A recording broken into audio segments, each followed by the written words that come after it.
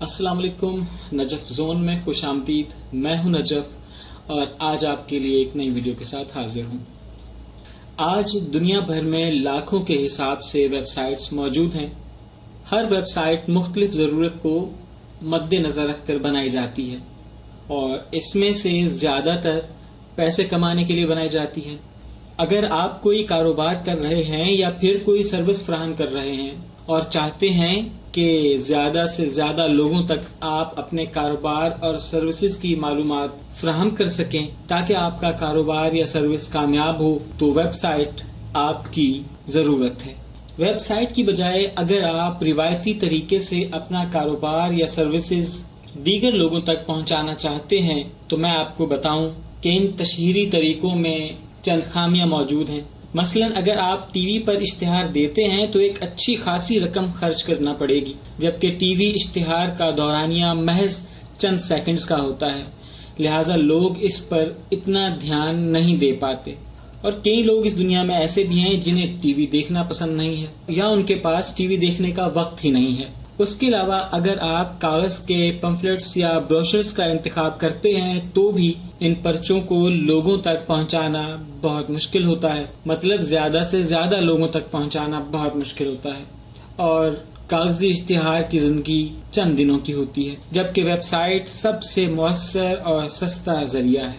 इसके अलावा अगर आप कोई तख्लीकी काम करते हैं तो इसको भी बेहतर अंदाज में वेबसाइट पर पेश किया जा सकता है।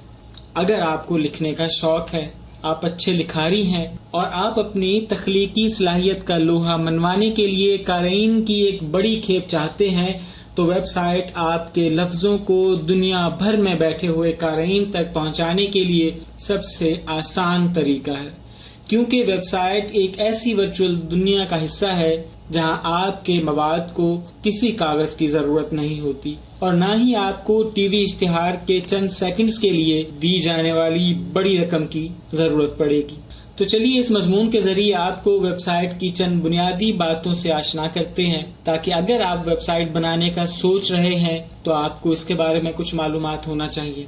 सबसे पहले मैं बात करूंगा वेबसाइट की इकसाम के मुतालिक। वेबसाइट की दो इकसाम होती हैं। स्टैटिक वेबसाइट्स, जिस वेबसाइट का डेटा तमाम विजिटर्स यानी वेबसाइट पर आने वालों के लिए एक जैसा हो, वो वेबसाइट स्टैटिक वेबसाइट कहलाती है।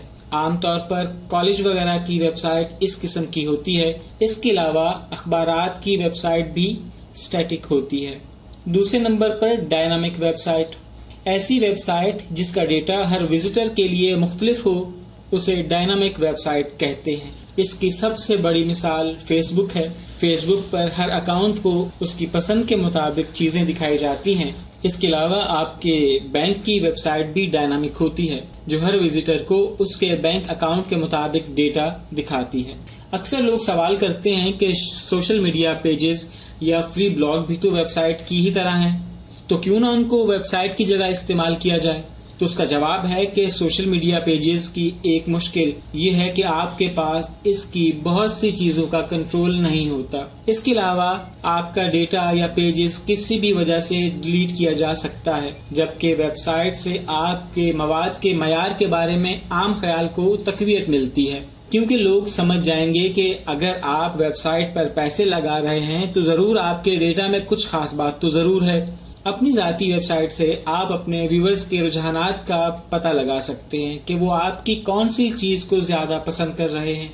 सोशल मीडिया या फ्री ब्लॉग पर आप दीगर कंपनीज के इश्तिहारात नहीं चला सकते या उनकी रिक्वायरमेंट के हिसाब से ही चला सकते हैं, जबकि अपनी वेबसाइट पैसा कमाने का एक बेहतरीन जरिया भी साबित हो सकती है।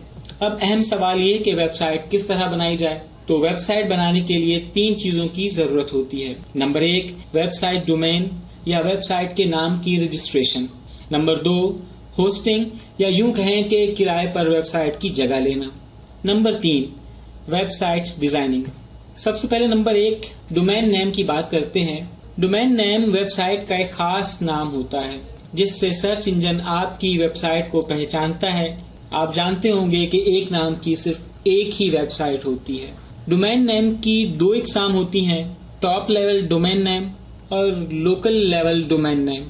टॉप लेवल डोमेन नेम में वो डोमेन नेम शामिल हैं जो पूरी दुनिया में इस्तेमाल होते हैं, जिनके आखिर में .com, .org, .net, .edu وغیرہ ہوتا ہے، اس کو ایک عالمی ادارہ ICANN رجسٹر کرتا ہے۔ اس کی ایک سال کی قیمت تقریباً 1600 روپے پاکستانی ہے۔ اس کے علاوہ ہر ملک میں لوکل لیول ڈومین نیم بھی ہوتے ہیں، جیسا کہ پاکستان میں .pk ڈومین نیم ایک ادارہ PKNIC رجسٹر کرتا ہے۔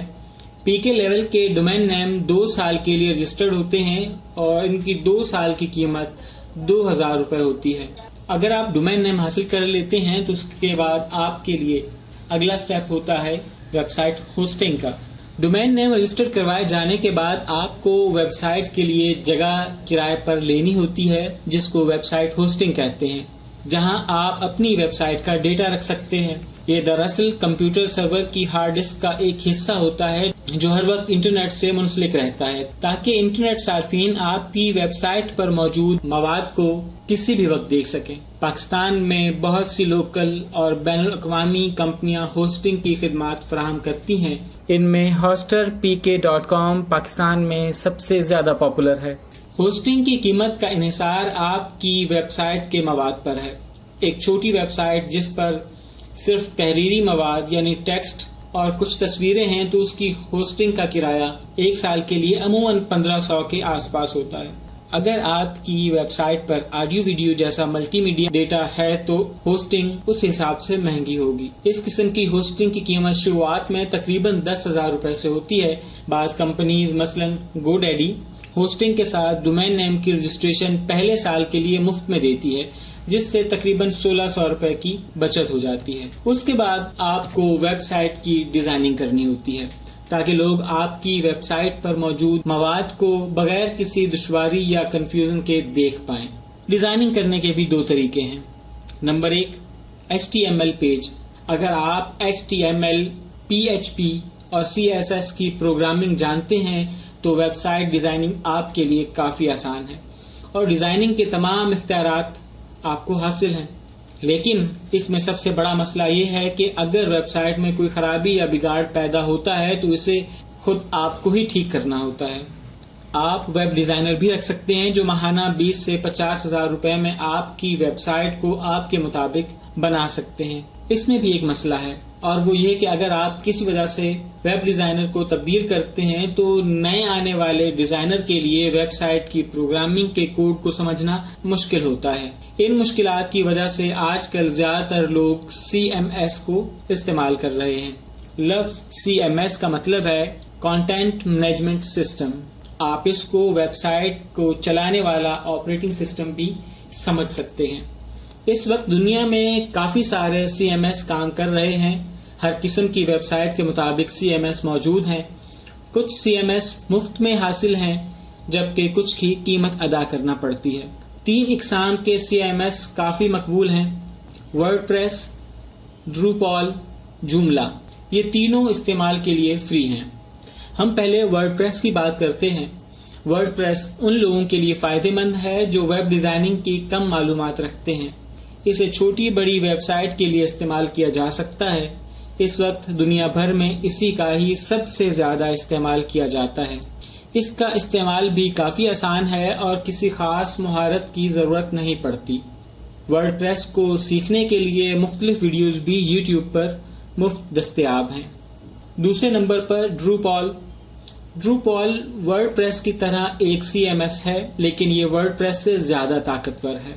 اس کو زیادہ پذیرائی ویب پروگرامر دیتے ہیں، لیکن اس کو وہ لوگ بھی استعمال کرتے ہیں جو ویب پروگرامنگ نہیں جانتے اور ویب سائٹ سے اپنی ضروریات کے مطابق کام لینا چاہتے ہیں۔ اس کی مقبولیت کی ایک وجہ یہ بھی ہے کہ اس کے بہت سے ماڈیول مفت میں دستیاب ہیں۔ ماڈیول یعنی کسی خاص کام کو کرنے کے لیے ایک سافٹ ویئر جو ویب سائٹ پر استعمال ہوتا ہے۔ ڈروپال کو سیکھنے کی مختلف ویڈیوز بھی آپ کو یوٹیوب پر بآسانی مل جائیں گی۔